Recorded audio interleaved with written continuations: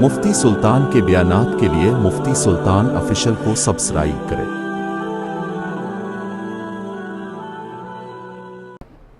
السلام علیکم ورحمۃ اللہ وبرکاتہ۔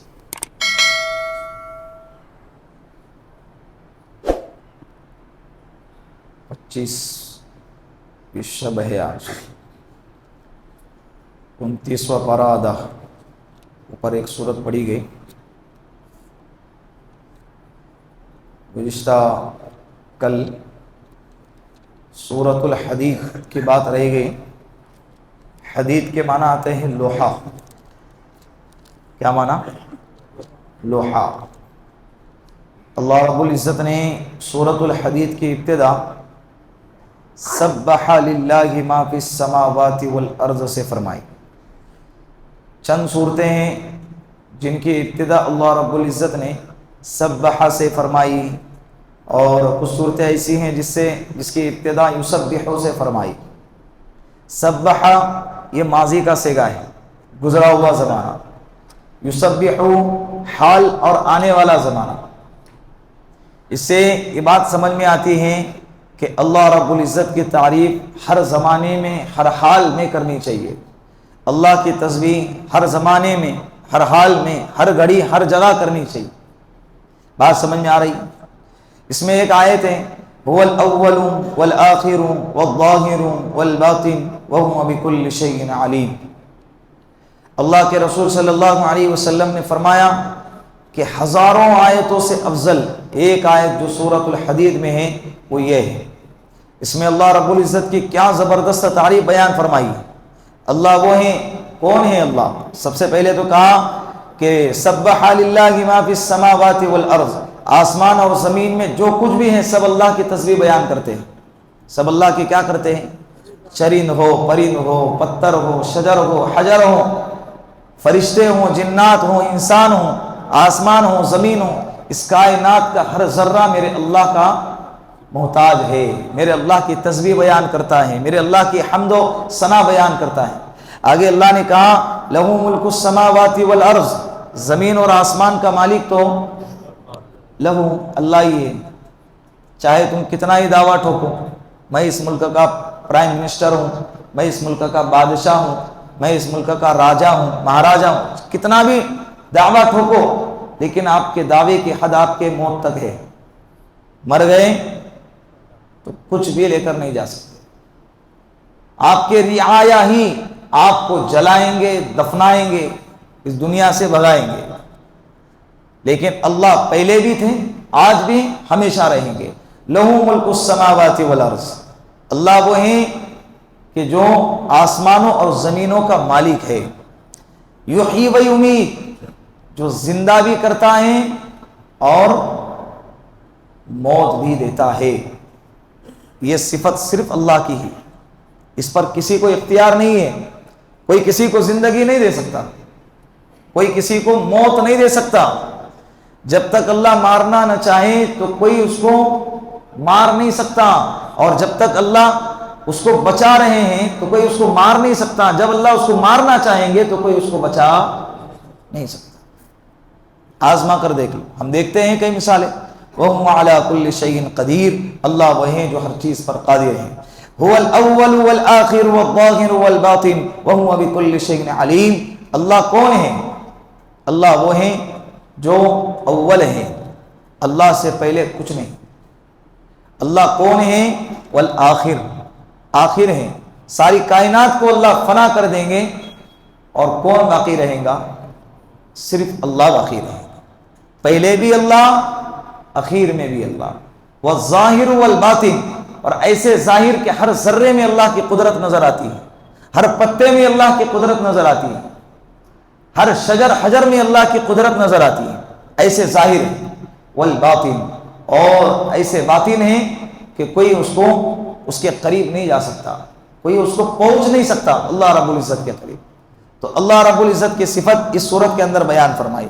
آگے گزشتہ کل سورۃ المجادلہ یہ 28 پارے کی ابتدا ہوتی ہیں، اس کے عنوان پر ایک واقعہ، اس کا شان نزول میں نے آپ کے سامنے بیان فرمایا۔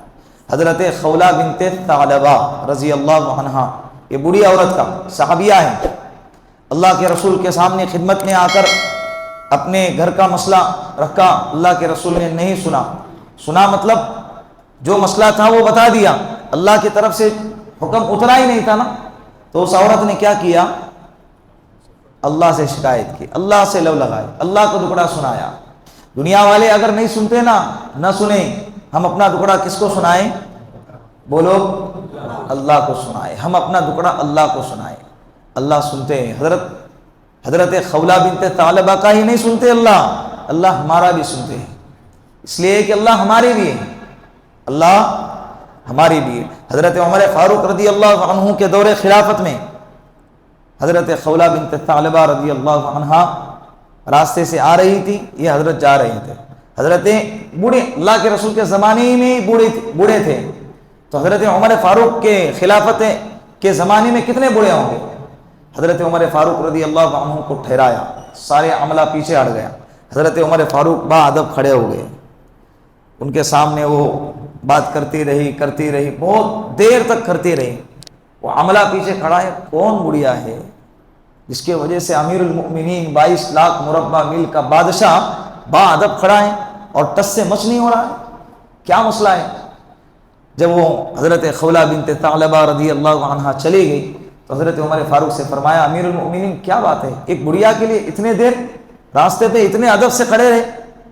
حضرت عمر فاروق نے فرمایا، اگر وہ بڑھیا موت تک مجھے کھڑا رکھتی نا، میں یہاں سے رتی برابر بھی ہلتا نہیں، اس لیے کہ جس بڑھیا کی، جس عورت کی تم بات کر رہے ہو، اس عورت کی بات جب اللہ عرش پر سنے تو عمر کی کیا مجال ہے کہ اس کی بات نہ سنے، عمر کی کیا مجال ہے کہ وہ اس کی بات نہ سنے۔ آگے اللہ رب العزت نے سورۃ الحشر نازل فرمائی، سورۃ الحشر میں قبیلہ بنو نذیر کا تذکرہ ہے۔ بنو نذیر یہ یہودی قبیلہ ہے، مدینۃ المنورہ سے 3 میل کے فاصلے پر واقع تھا اللہ کے رسول صلی اللہ علیہ وسلم کے زمانے میں۔ جب آپ صلی اللہ علیہ وسلم ہجرت کر مدینۃ المنورہ میں تشریف لائے تو اللہ کے رسول نے معاہدہ فرمایا یہودیوں سے، عیسائیوں سے کہ تم ہم سے نہیں لڑو گے، ہم تم سے نہیں لڑیں گے، لیکن جو تم سے لڑیں گا ہم تمہارے ساتھ میں رہیں گے، اور ہم سے جو لڑیں گا تمہاری ذمہ داری کہ تم ہمارے ساتھ میں رہو گے۔ غزوہ بدر، غزوہ احد تک یہ قوم برابر اس ایگریمنٹ پر باقی رہی۔ یہ قبیلہ بنو نذیر والے جو ہے نا، حضرت ہارون علیہ السلام کے خاندان کے تھے، حضرت ہارون علیہ السلام کی اولاد میں سے تھے۔ وہ لوگ ملک شام سے ہجرت کر کے اس لیے مدینہ آئے تھے کہ ان میں اکثر لوگ تورات کے عالم تھے، تورات کے عالم تھے، تو تورات میں اللہ کے رسول کے صفات، اور ہجرت کر مدینۃ المنورہ، یثرب کا لفظ ہے، کھجوروں والا شہر، اس میں ہجرت کر آئیں گے، اور یہ نشانیاں، یہ خوبیاں، یہ علامتیں اللہ کے رسول کے تورات میں بیان فرمائی ہے۔ تو اس کو پڑھ کر وہ مدینے میں آئے، کئی سالوں پہلے ہجرت کر کے آئے، اور اپنے نسلوں کو تک کے نصیحت کرتے تھے کہ دیکھو نبی آخر الزمان خاتم الانبیاء اسی شہر میں آئیں گے، جب آئیں گے تو ان کے ہاتھ پر کلمہ پڑھنا، ان کے ہاتھ پر بیعت ہو جانا، مسلمان ہو جانا، ان کے ہاتھ پر ایمان لے آنا۔ لیکن جب آئے تو ان کے حسد نے ان کو کلمہ پڑھنے سے روکا۔ حسد کیا تھا؟ انہیں یہ گمان تھا، ان کے گمان کے مطابق اللہ تھوڑی فیصلہ کریں گے کہ بھائی بنی اسرائیل کا گمان تھا، اس کے لیے ہمارے نبی کو کیا کرے، بنی اسرائیل میں پیدا کرے۔ ان کے گمان کے مطابق فیصلہ نہیں کریں گے اللہ اپنی مرضی سے فیصلہ کرتے ہیں، اور اللہ کا فیصلہ سب سے بہترین ہوتا ہے، اور بندوں کو اس کے آگے جھکنا ہی پڑتا ہے، نہیں جھک کر کریں گے کیا؟ تو ان کی یہ سوچ تھی، یہ امید تھی کہ آخری نبی آئیں گے تو وہ کس میں سے ہوں گے؟ بنی اسرائیل میں سے ہوں گے۔ لیکن جب دیکھا کہ محمد صلی اللہ علیہ وسلم میں ساری علامتیں پائی جا رہی ہے، نبوت کا اعلان بھی کیا، نبوت کو ثابت بھی کیا، لوگ جوگ در جوگ اسلام میں آ بھی رہے ہیں، لیکن وہ لوگ مسلمان نہیں بنے، کیوں؟ اس لیے کہ یہ بنی اسماعیل میں سے آ گئے، بس یہی وجہ ان کو اسلام میں آنے سے روک دیا، حسد کی وجہ سے۔ اتنے بڑے نعمت سے محروم ہو گئے، اتنے بڑے دولت سے محروم ہو گئے، دنیا ہی کی تباہی اپنے مقدر کر لی، آخرت کی تباہی اپنے مقدر کر لی، گئے نا دنیا بھی آخرت بھی۔ یہ یہودی کو 3 سال گزر گئے، غزوہ احد سن ہجری 3 میں پیش آیا، جب مسلمانوں کو ابتدا میں فتح اور بعد میں شکست ہو گئی تو ان لوگوں کے دل کے اندر تزلزل پیدا ہو گئے. ابتدا میں تو یقین تھا یہ نبی ہے اور یہ کبھی ہار نہیں سکتے، لیکن جب غزوہ احد پیش آیا تو ان کا ایمان ڈگمگا گیا. پھر کعب بن اشرف ایک بدبخت ہے اسی قبیلے کا، اس نے 40 افراد کو جمع کیا اور چپکے سے خفیہ طریقے سے مکۃ المکرمہ چلا گیا اور وہاں جا کر وہاں کے سرداروں کو ملا اور ان سے کہا کہ دیکھو بدر میں تمہارے بڑے بڑے سردار چلے گئے، احد کے اندر بھی تم کو تھوڑی بہت مار پڑی ہے، لہٰذا ہم آپ کے ساتھ میں ہیں انتقام کے لیے. حضرت ابو سفیان نے اس وقت مسلمان نہیں ہوئے تھے، 40 افراد کو لیا اپنے قوم کے معزز لوگوں کو. ایک کعب بن اشرف نے 40 لوگوں کو لے کر آیا، حضرت ابو سفیان نے 40 لوگوں کو لیے اور خانہ کعبہ کے پاس آئے اور کعبۃ اللہ کے پردے کا کپڑا پکڑا، غلاف کو پکڑا اور سب لوگوں نے حلف اٹھایا، قسم اٹھائی کہ ہم اس وقت تک چین سے نہیں بیٹھیں گے جب تک کہ محمد کو اور ان کے ساتھیوں کو صف ہستی سے نہیں مٹاتے. یہ ادھر حلف لے رہے ہیں اور اس واقعے کا علم اللہ رب العزت نے حضرت جبرائیل علیہ السلام کے ذریعے سے ہمارے نبی کو دے دیا، مطلع فرما دیا. اللہ کے رسول بڑے غضبناک ہو گئے، معاہدہ ایگریمنٹ کے خلاف کر رہے ہیں. ہم نے کب ایگریمنٹ کو توڑا ہے؟ کب وعدہ خلافی کی ہے؟ کب ہم نے آپ کو ستایا ہے؟ کب آپ کو تکلیف دی ہے؟ پھر اس کے باوجود ہمارے خلاف ایسی سازشیں کر رہے ہیں. اللہ کے رسول صلی اللہ علیہ وسلم نے اعلان فرمایا جو کعب بن اشرف کو قتل کرے گا وہ جنتی ہے. محمد بن مسلمہ رضی اللہ عنہ یہ صحابی ہیں، یہ شرف ان کے مقدر میں آیا. حضرت محمد بن مسلمہ انہوں نے کعب بن اشرف کو قتل کر دیا. تو یہ واقعہ اور یہ قبیلہ بنو نذیر کا تذکرہ سورۃ الحشر میں اللہ رب العزت نے بیان فرمایا. آگے سورۃ الممتحنہ ہے. کیا ہے؟ سورۃ الممتحنہ. ممتحنہ کے معنی آتے ہیں امتحان، آزمائش. اللہ کی طرف سے آزمائش کسی بھی طرح سے ہو سکتی ہے، مال کے ذریعے سے، صحت کے ذریعے سے، اولاد کے ذریعے سے، بیوی کے ذریعے سے، بچوں کے ذریعے سے، عزت شہرت کے ذریعے سے، کسی بھی اینگل سے اللہ ہم کو آزما سکتے ہیں. ہماری اپنی ذمہ داری ہے کہ ہم کیا کریں، اس آزمائش میں پورے اتر جائے، ثابت قدم رہے، دین کا اسلام کا دامن نہ چھوڑے. یا ایھا الذین آمنوا اصبروا وصابروا ورابطوا واتقوا اللہ لعلکم تفلحون. یہ ایمان والو ثابت قدم رہو اور اللہ کے ساتھ جڑے رہو اور اللہ سے ڈرو. کیوں؟ لعلکم تفلحون، تاکہ تم کامیاب ہو جاؤ. یہ کامیابی کی علامت بتائی گئی ہے، صبر کرنا، اللہ کے ساتھ جڑے رہنا. مال آنے کے بعد شکر ادا کر رہے ہیں اور مال چلا گیا تو پھر ناشکری کر رہے ہیں، اللہ کے ذات پر عجیب و غریب تبصرے کر رہے ہیں. یہ بنی اسرائیل کی علامت ہے، قرآن کریم میں بیان فرمائے. بنی اسرائیل کیا ایسا نہیں، ہر حال میں ہم اللہ کے فیصلوں پہ راضی ہیں. رضینا قسمت الجبار فینا، اے اللہ ہم تیرے تقسیم پر راضی ہیں. اے اللہ ہم تیرے تقسیم پر کیا ہیں؟ راضی ہیں. تو جس حال میں رکھے ہم اس حال میں راضی ہیں. بات سمجھ میں آ رہی؟ شاعر کہتا ہے نا، نہ عروج اچھا نہ زوال اچھا، نہ عروج اچھا نہ زوال اچھا، میرا رب جس حال میں رکھے وہی حال اچھا. اللہ سے کہتے رہو اے اللہ میں راضی ہوں. اور حالات میں جب کہوں گے نا اللہ کو بہت پیار آتا ہے. اللہ کو جو بیوی ہے خوشحالی میں اگر آپ کے ساتھ میں ہے اور بدحالی کے اندر اگر آپ کا ساتھ چھوڑ دے تو آپ کے دل سے اس کی محبت نکل جائے گی. اور اگر کوئی بیوی خوشحالی میں بھی ساتھ میں رہے اور بدحالی میں اور زیادہ ساتھ دے دے تو اس کی عزت، اس کا احترام، اس کی محبت ہمارے اپنے دل میں بڑھ جاتی ہے نا. یہ فطرت ہے. تو جب حالات آ جائے اور پھر اللہ سے کہے اے اللہ تو راضی ہے نا، بس کافی ہے. اللہ کے رسول صلی اللہ علیہ وسلم کو جب طائف میں پتھر پڑے، خون بہ رہا تھا جسم مبارک سے، دل چھنی ہو گیا تھا. ایک تو چچا ابو طالب دنیا سے چلے گئے اور دوسرے حضرت خدیجۃ الکبریٰ رضی اللہ عنہا دنیا سے چلی گئی. اور طائف والوں نے یہ حال کیا. اللہ کی طرف نگاہ اٹھا کر کہا اے اللہ اگر تو راضی ہے ولا ابالی، مجھے کسی کی کوئی پرواہ نہیں، مجھے کسی کی، تو راضی ہے کافی ہے. دنیا والوں کا کیا ہے، صبح راضی ہوتے پھر رات میں ناراض ہو جاتے. دنیا والوں کو منانا منانے کے چکر میں ہم دنیا بنانے والوں کو ناراض نہیں کر سکتے، دنیا بنانے والے کو بالکل بھی ناراض نہیں کر سکتے۔ بات سمجھ میں آ رہی؟ تو ممتحنہ کے کیا معنی؟ امتحان، ایمان والوں کا اللہ نے امتحان لیا۔ کیا زبردست واقعہ ہے اس میں۔ حضرت حاتب ابن ابی بلتا، حضرت حاتب ابن ابی بلتا، ان کا واقعہ سورۃ الممتحنہ کے شروعات کی آیتوں میں۔ اللہ کے رسول صلی اللہ علیہ وسلم کی خدمت میں مکۃ المکرمہ کی ایک مغنیہ آئی، سنگر، گانا گانے والی، مدینے میں آئی۔ نام کیا تھا؟ سارہ۔ معارف القرآن میں حضرت مفتی شفیع صاحب رحمۃ اللہ علیہ نے لکھا ہے کہ سارہ نام کی مغنیہ عورت اللہ کے رسول صلی اللہ علیہ وسلم کی خدمت میں آئی۔ اللہ کے رسول نے اس سے پوچھا کہ تو مکہ کے اندر مغنیہ تھی نا۔ یہ واقعہ اس دور کا ہے کہ جس وقت میں صلح حدیبیہ کے بعد مکہ والوں نے صلح حدیبیہ پہ جو ایگریمنٹ کیے تھے نا، معاہدہ، اس کو توڑا تھا۔ مکہ والوں نے کیا کیا تھا؟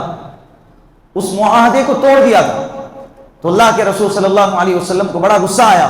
اب مکہ کو فتح کرنا تھا، جنگ کرنا تھا، تو جنگ کی تیاری خفیہ طریقے سے اللہ کے رسول کر رہے تھے، رازداری میں جنگ کی تیاری چل رہی ہے، اور اللہ سے دعا کر رہے، اے اللہ وقت آنے سے پہلے دشمن کو ہمارے اس حال کا پتہ نہ چلے، اس کا خیال رکھ۔ اللہ سے بار بار دعا کرتے تھے۔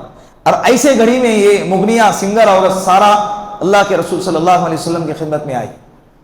اللہ کے رسول نے فرمایا، کیا ہجرت فرمایا؟ کہا کہ نہیں۔ ایمان لائی؟ کہا کہ نہیں۔ تو مغنیہ تھی نا، گانا گاتی تھی؟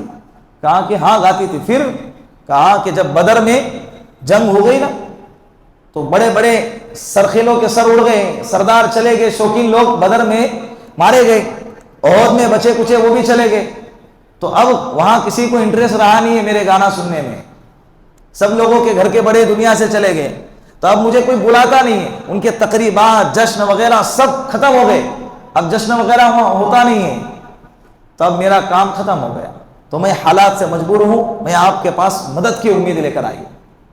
اللہ کے رسول صلی اللہ علیہ وسلم نے صحابہ سے فرمایا، ان کو راشن وغیرہ اور مالی امداد اور کپڑے وغیرہ دے کر ان کو روانہ کیا۔ اب یہ جو صحابی ہیں حضرت حاتب ابن ابی بلتا، یہ صحابی یمن کے علاقے سے مکۃ المکرمہ میں آئے تھے۔ مکہ میں ان کا کوئی قبیلہ، کوئی خاندان، کوئی رشتہ دار نہیں تھا، بیوی بچے بس، چاچا، ماموں، پھوپھا، خالو وغیرہ جو رہتے نا، یہ سارے ارد گرد کے رشتہ دار کوئی نہیں۔ حضرت حاتب ابن ابی بلتا جو بھی ہیں، بیوی بچے، ان کو چھوڑ کر ہجرت کر کر مدینہ المنورہ میں چلے آئے حضرت حاتب ابن ابی بلتا۔ لیکن مکہ والے ان کی فیملی کو وہاں پر ٹارچر کرتے تھے، ستاتے تھے، پریشان کرتے تھے۔ تو یہ خیال حضرت حاتب ابن ابی بلتا کے دل میں آیا کہ سب کے مہاجرین جتنے بھی ہیں، کوئی نہ کوئی وہاں ان کے رشتہ دار ہے، ان کو ٹینشن نہیں ہے، میرا اپنا پریوار وہاں ہے، میرے دوسرے رشتہ دار نہیں ہے جو ان کو سپورٹ کریں اور جو ان کی حفاظت کرے۔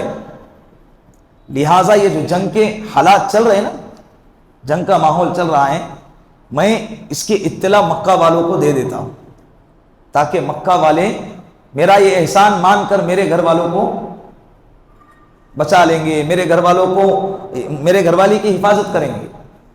ان کے دل میں کیا تھا معلوم ہے؟ یہ صحابی ہیں، حضرت حاتب ابن ابی بلتا کے دل میں یہ تھا کہ میں بتاؤں یا نہ بتاؤں، اللہ کے رسول فاتح ہے، اللہ کے رسول کو مکہ فتح کرنے سے کوئی چیز روک نہیں سکتی، کامیاب ہونے سے کوئی چیز روک نہیں سکتی، لیکن میرے اس عمل سے میرا گھرانہ تو بچے گا نا۔ تو ایک خط میں باقاعدہ ساری جو ایکٹیویٹیز تھی وہ ان کو لکھا کہ بھائی اللہ کے رسول اور صحابہ کرام آپ پر حملہ ہونے والے ہیں، اور یہ چٹھی کس کے ہاتھ میں دی؟ وہ سنگر سارہ کے ہاتھ میں دے دیا اور نکل گئے۔ ایک مقام پر پہنچنے کے بعد اللہ کے رسول صلی اللہ علیہ وسلم پر بذریعہ وحی حضرت جبرائیل علیہ السلام کے ذریعے سے اللہ رب العزت نے یہ حاتب ابن ابی بلتا رضی اللہ عنہ کے اس خط کا تذکرہ فرمایا۔ یہ خط اور یہ لکھا ہوا ہے اور اس سارہ کے حوالے کیا ہوا ہے، اور وہ کہاں ہیں، کس علاقے میں ابھی فی الحال موجود ہے، وہ سب پتہ اللہ کے رسول کو بتا دیا۔ اللہ کے رسول صلی اللہ علیہ وسلم نے حضرت علی رضی اللہ عنہ کو، حضرت عمرو بن العاص رضی اللہ عنہ کو، اور ایک تیسرے صحابی ہے، 3 صحابی کو بلایا۔ حضرت علی سے فرمایا یہ عورت چلی گئی ہے، اس کے پاس حضرت حاتب ابن ابی بلتع کا خط ہے، جاؤ اور لے کر آؤ، اور یہ عورت آپ کو فلاں جگہ پہ ملے گی۔ یہ گئے حضرت علی رضی اللہ عنہ، اور جا کر جس جگہ پر اللہ کے رسول نے بتایا تھا اسی جگہ پر اس عورت کو پایا، اور وہاں جانے کے بعد اس عورت سے کہا کہ جو خط تجھے حضرت حاتب ابن ابی بلتع نے دیا ہے وہ خط ہمارے حوالے کرو۔ وہ کہنے لگے نہیں ہے میرے پاس۔ عورتوں کا کانفیڈنس لیول بڑا زبردست رہتا ہے، نیکیوں میں بھی، گناہوں میں بھی، پھنسانے میں بھی، دھوکہ دینے میں بھی۔ مرد ایک دفعہ میں پھسل جائیں گے، بہک جائیں گے، ڈر جائیں گے، پسینہ نکلے گا، لیکن عورتوں کا پسینہ، وہ پسینے نکالتی ہے، اس کا پسینہ نکلتا بہت دیر سے، اس کا پسینہ ایک ہی جگہ نکلتا، کہاں؟ کچن میں کام کرتے ہوئے، نہیں گرمی سے۔ تو وہ عورت کہنے لگے میرے پاس کوئی خط نہیں ہے ہی نہیں میرے پاس۔ تلاشی لی گئی تو واقعتاً خط ملا نہیں۔ حضرت علی رضی اللہ عنہ کہنے لگے یہ بات کسی اور کی ہوتی تو الگ تھی، لیکن مجھے جس نے بتایا ہے وہ کون ہے؟ محمد رسول اللہ ہے۔ ان کی خبر آج تک کبھی جھوٹی نہیں ہوئی اور کبھی ہو بھی نہیں سکتی، ہے تو ہے۔ پھر حضرت علی فرماتے ہیں کہ ہم نے اس سے کہا سیدھے طریقے سے خط نکال کر دیتی ہے تو ٹھیک، ورنہ تیرے کپڑے اتار دیں گے۔ اس سارا نے شلوار میں سے وہ خط نکال کر حضرت علی کے حوالے کیا۔ وہ خط لے کر حضرت علی رضی اللہ عنہ اللہ کے رسول صلی اللہ علیہ وسلم کی خدمت میں آئے اور آ کر عرض کیا یا رسول اللہ یہ خط ہے۔ حضرت حاتب ابن ابی بلتع کو بلایا گیا۔ حضرت عمر فاروق رضی اللہ عنہ اسی مجلس میں تھے، تلوار نکالی، یا رسول اللہ اجازت دو۔ جوش تھا، جذبہ تھا، تڑپ تھی، بہادری تھی، سب کچھ تھا، لیکن اللہ کے رسول کی اجازت کے بغیر ایک قدم بھی آگے نہیں بڑھاتے تھے۔ اسے کہتے ہیں اطاعت۔ پھکٹ کا جوش، پھکٹ کی بہادری، پھکٹ کی طاقت یہ شریعت میں پسندیدہ نہیں ہے۔ بہت مالدار، بہت طاقتور، بہت بہادر اپنی جگہ، اگر تیری شریعت کے مطابق تیری بہادری چلتی ہے تو اصل میں بہادر ہے۔ اللہ کے رسول نے فرمایا نا، اصل طاقتور اور بہادر تو شخص وہ ہے جو اپنے غصے کو پی جائے، کسی کو پچاڑے، اس کو بہادر نہیں کہا ہے۔ کس کو کہا؟ جو غصے کی حالت میں اپنے غصے پر قابو پائے، یہ بندہ بہادر ہے۔ یہ بڑا مشکل عمل ہے، بہت مشکل ہے۔ غصے کی حالت میں انسان کی زندگیاں تباہ ہو جاتی ہیں، ایسے ایسے فیصلے کر گزرتا ہے، بعد میں اس کو پچھتاوا ہوتا ہے۔ اللہ کے رسول نے فرمایا غصہ اتنا خطرناک ہے انسان کا، جو انسان کے نیکیوں کو جلا کے ختم کر دیتا ہے۔ جس طرح سے آگ سوکھی لکڑی کو جلا کے راکھ کر دیتی ہے، اسی طرح غصہ انسان کے نیکیوں کو برباد کر دیتا ہے۔ اسی لیے حالت غصے میں اپنے زبان پر قابو رکھنا چاہیے۔ جس جگہ پر ہے اگر غصہ آ رہا ہے وہ جگہ چھوڑ دو، بیٹھو، نیچے بیٹھو، بیٹھ رہے تو لیٹ جاؤ، بیٹھے ہیں تو لیٹ جاؤ۔ لیکن عورتوں کے ساتھ جھگڑا ہو گیا نا، مسئلہ کیا معلوم ہے؟ وہ بیٹھنے ہی نہیں دیتی، بیٹھ گئے تو لیٹنے نہیں دیتی۔ میں کھڑی ہوں، تم بیٹھے کس کا؟ تم بیٹھے کیسے؟ کھڑے ہو جاؤ۔ جگہ چھوڑ کے جانے لگے، گچھنبے پکڑیں گے، باہر جا رہے کا، تم سامنے کھڑے رہو۔ اب ایسی حالت میں مرد کریں گا، بھائی اللہ کے بندے صبر کر ذرا، میں جگہ چھوڑ رہا غصے کی وجہ سے، تیرے کو ڈر کے نہیں جا رہا، میں یہاں رہوں گا، زبان سے غلط کچھ نکلے گا، تیرا میرا سب ختم ہو جائے گا، نہیں تم یہیں کھڑے رہو۔ وہ کہتا جا پھر چل، طلاق گئی تو طلاق دے دیا، 3 بچے ہیں، 2 بچے ہیں، اس کی بھی زندگی برباد، اس کی بھی زندگی برباد۔ اور نتیجہ کیا نکلا؟ غصہ۔ پھر بعد میں احساس ہوتا ہے غصے میں کچھ بھی مسئلہ نہیں، شہری میں اٹھائی نہیں بولے، میرے خدا اکیلا کھاری تھی، خدا کے دن بھر میں کام کرتا، میں باہر جاتا، پسینہ ٹپکاتا، اور یہ گھر میں جو رہتی ہے پھر بھی اکیلا اٹھ کے رات میں چلو جھگڑا ہو گیا تو اٹھانا چاہیے تھا، الارم بجانا چاہیے تھا، یا کیا کہتے ہیں اس کو، بیلن پٹکنا چاہیے تھا، گلاس نیچے پھینک دینا چاہیے تھا، کسی نہ کسی طرح بات نہیں کر رہے تو کیا ہوا؟ شہری میں اٹھائی کس کریں، جھگڑا ہو گیا، طلاق دے دی۔ اب شہری بھی گئی، روزہ بھی گیا، یہ آج نہیں تو شہری ختم ہو رہے نا، رمضان بھی گزر رہا ہے، لیکن طلاق دینے کے بعد جو اثرات تیرے اور تیرے بیوی اور تیرے اولاد کی زندگی پر جو ہونے والے ہیں اس کا کیا؟ سب ختم۔ حضرت عمر فاروق رضی اللہ عنہ نے فرمایا یا رسول اللہ آپ اجازت دو، اس کی گردن اڑا دو۔ اللہ کے رسول نے فرمایا ٹھہرو۔ حضرت حاتب ابن ابی بلتع سے پوچھا کہ بولو تم نے کیوں کیا؟ انہوں نے کہا کہ یا رسول اللہ کو گواہ بنا کر کہتا ہوں، میرے دل میں رتی برابر بھی کچھ غلط خیال نہیں تھا، مجھے یقین تھا کہ اللہ آپ کو بتائیں گے، اللہ آپ کی مدد کریں گے، اور میرے بتانے سے آپ کی کامیابی پہ کچھ رکاوٹ نہیں آئیں گی، آپ کو اللہ فتح ضرور دیں گے، مجھے یقین تھا۔ لیکن میں نے جو یہ کام کیا نا، غلط ضرور ہے، لیکن میں نے یہ کام یہ سوچ کر کیا کہ یہاں پر کسی نہ کسی کا کوئی گھرانہ مدینہ مکہ میں ہے، میرا کوئی نہیں ہے سوائے بیوی بچوں کے، ان کو مکہ والے ٹارچر کرتے، ہو سکتا ہے کہ اس عمل سے ان لوگوں کا ٹارچر بند ہو جائے اور گھر والوں کے اوپر تشدد ختم ہو جائے، اس کے علاوہ میرا کوئی مقصد نہیں تھا۔ اللہ کے رسول نے فرمایا کہ عمر حاتب ابن ابی بلتہ سچ فرما رہے ہیں، انہوں نے کیا کیا؟ سچ کیا، سچ کہا ہے، جو بھی کہا ہے سچ کہا ہے۔ یہاں پر اللہ کے رسول صلی اللہ علیہ وسلم پر پھر یہ صورت نازل فرمائی کہ ایمان والوں کا ایسے وقت میں بھی امتحان لیا جاتا ہے، ہر حال میں امتحان لیا جائے گا، انسان کو چوکنا رہنا ہے۔ یہ دنیا دار الامتحان ہے، دار الجزا اور سزا نہیں ہے، یہ دار الامتحان ہے، یہاں امتحان لیا جائے گا۔ اللہ رب العزت سے دعا ہے کہ اللہ رب العزت ہمیں اپنے امتحان کے اندر 100% کامیابی عطا فرمائے اور دنیا آخرت کی کامیابی نصیب فرمائے۔ وآخر دعوانا ان الحمد للہ رب العالمین۔